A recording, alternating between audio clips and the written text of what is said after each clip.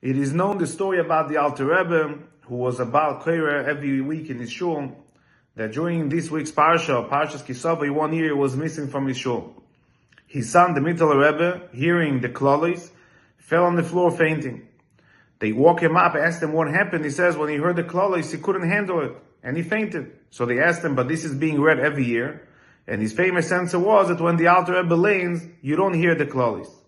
Chassidus in general, we know, always gives a perspective that sometimes changes the entire understanding of a pasuk. When you look at it, al pi pshat, there are klolis mentioned over here.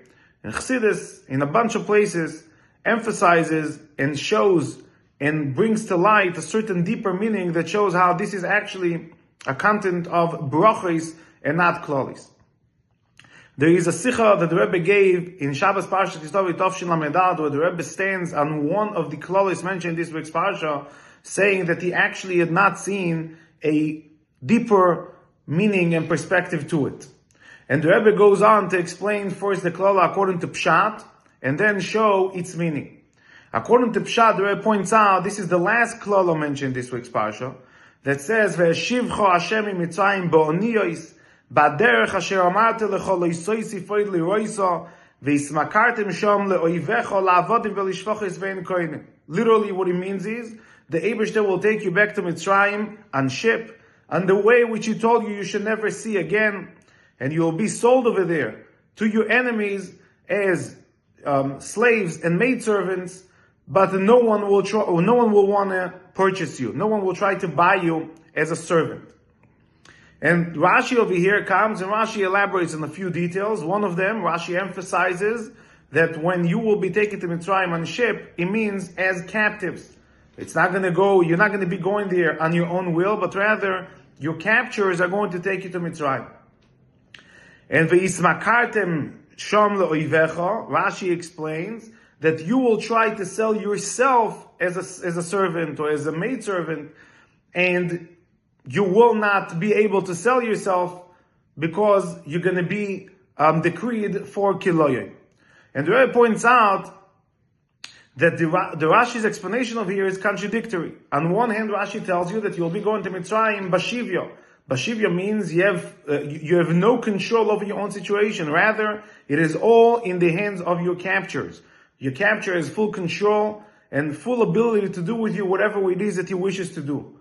Then, once you're in Mitzrayim, all of a sudden Rashi over here gives a perspective and explains that you will try to sell yourself as a slave or as a maidservant. And the question is, how is that so? If you are captive, if you're taken over by someone else and you have no control over yourself, how can you sell yourself? And what the Rebbe explains in Pshat of Rashi is the klala in the Pshat is that the person is going to be in such pain, in so much suffering, that they're going to go to their captors and they're going to ask them to be able to sell themselves, yet no one is going to be interested in buying them, and that is because of the decree of Kilon they're going to have.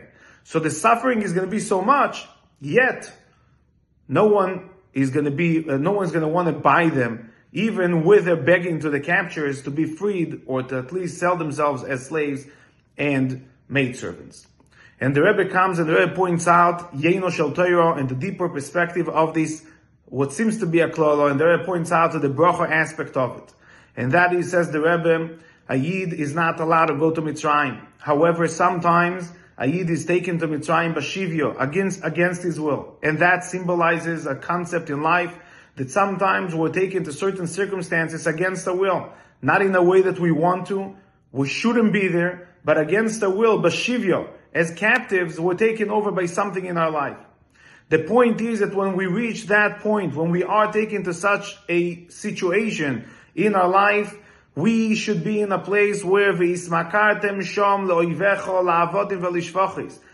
should want to be in a state of an eved, a state of a Baal Tshuva, a person who tries everything that he can to connect, to reconnect, and to the Eibishter, and to elevate everything that is with him, and that is the mile of the Baalei Tshuva over the Tzaddikim. That when you're in a situation that seemingly cannot be elevated, which is why the Torah tells you should not be there, nevertheless, if you are there against your will, you have the opportunity to elevate it and bring it back to Kedusha.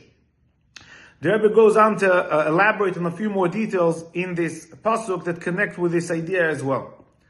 It is known, the story that once in the Pegisha the Rebbe had with students, the Rebbe actually elaborated on this idea of digging deeper into a certain perspective.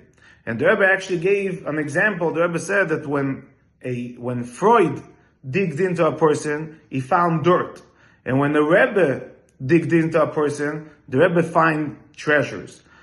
The Rebbe Chassidus shows us that when we look into something in a deeper way, when we put ourselves into it and we try to understand the deeper meaning of something, we can find the positivity, we can find the message that can take us through to the next level, can give us the message of how to reconnect, how to do tshuva properly, standing now in the days before Rosh Hashanah, and how to be able to come about to the Geula Amitis V'Ashlema through Avodas HaTshuva.